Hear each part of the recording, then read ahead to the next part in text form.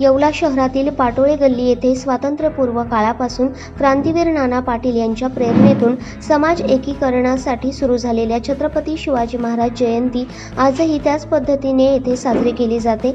आजही छत्रपती शिवाजी महाराज यांची जयंती मोठ्या उत्साहात साजरी करण्यात आली।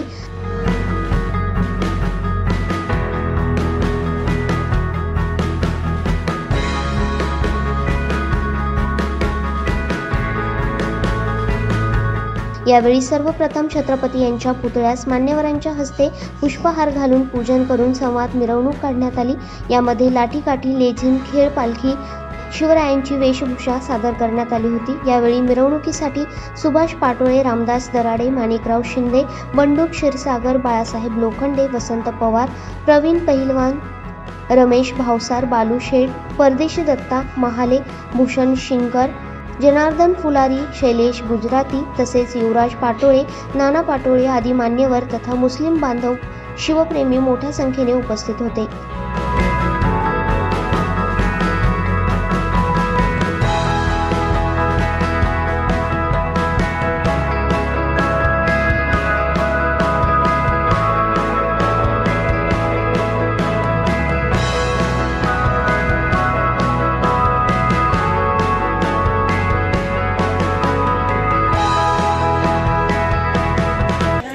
हिंदवी स्वराज्य संस्थापक छत्रपती शिवाजी महाराज यांचा आज जयंती उत्सव। येवल्यात शिवजयंती उत्सव याला एक ऐतिहासिक आधार आहे।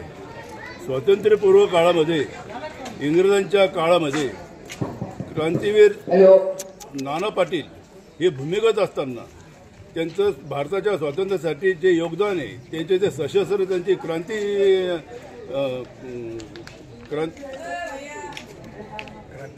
क्रांतीचा त्यांचा जो स्वातंत्र्य लढा होता, ते भूमिगत असताना क्रांतीचे नाना पाटील आणि त्यांचे माणसं कर्मधर्म सोयगाने येवल्याच्या आसपास असताना इंग्रजांच्या पोलिसासंग त्यांची चकमक होती। त्या चकमकीमध्ये त्यांना त्यांच्या 2 माणसांना गोळ्या लागून ते जखमी होतात। जखमी अवस्थेमध्ये येवल्यात त्यावेळेस इनमेन येवल्याचे लोक 10 ते 15,000, लाईट नव्हते, वीज नव्हती आणि असे त्या अंधारात संध्याकाळी 6-7:30 वाजता त्या ही एकाच्या आडोशाला लपलेल्या असताना योगायोगाने आमचे वडील शेतातून येत असताना त्यांची भेट झाली। भेट झाल्यानंतर त्यांनी आमच्या वडिलांकडे पाहून काहीतरी आपल्याला मदत करतील हे गृहस्थ म्हणून त्यांनी मदतीची याचना केली। याचना केल्यानंतर आमच्या वडिलांना त्यांनी सर्वच आम्ही क्रांतीचे नाना पाटीलची माणसं आहोत, 2 दिवसापासून आम्ही उपाशी आहोत, आमच्या पोटात अन्नाचा कण्णे, आमचे 2 माणसं गोळीबारात जखमी झालेले आहे, आम्हाला काही मदत कराल का?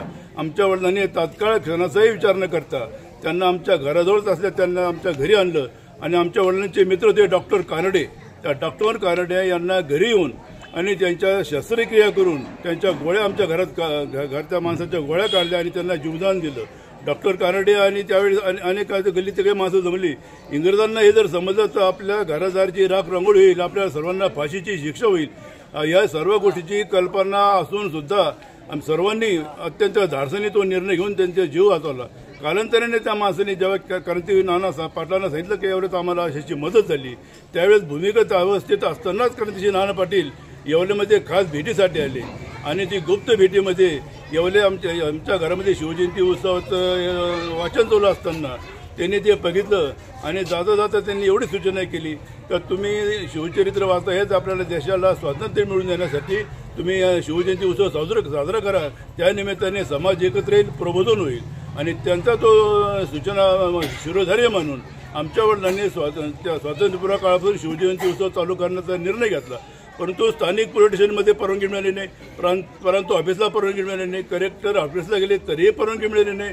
शेवट मुंबई हायकोर्टात आमचे वडील गेले, आमचे वडील आणि आमच्या वडिलांचे काही मित्र आणि मुंबई हायकोर्टातून परवानगी आणली आणि शिवजयंती उत्सव स्वातंत्र्यपूर्व काळापासून त्या काळापासून आजपर्यंत अखंडपणे चालू आहे। छत्रपती शिवाजी महाराजांनी सांगितलं रयतेच्या गवताच्या कडेला हात लागता का म्हणे। मग आमच्या वडिलांनी असा विचार केला, महाराजांचे विचार होते रयतेच्या गवताच्या कडेला हात लागता का म्हणे, तर मग शिवजयंती उत्सव सुरू करायचा, साजरा करायचा, तर मग रयतेला त्रास का द्यायचा? ते कोणाकडून एक नाही पैसा घ्यायचा नाही, वर्गणी घ्यायची नाही आणि त्या दिवशीपासून तर आजपर्यंत तो त्याच पद्धतीने पारंपरिक पद्धतीने आणि त्याच नियमानुसार आजपर्यंत येवले शहरामध्ये शिवजयंती उत्सव साजरा होतो. या शिवजयंती उत्सवामध्ये येवले शहरातील सर्व हिंदू आणि मुस्लिम बांधव अतिशय उत्साहाने सहभागी होतात आणि त्याबद्दल येवले शहरवासियांना त्याचा अभिमान आहे. जय हिंद, जय महाराष्ट्र. शिवाजी महाराज की जय.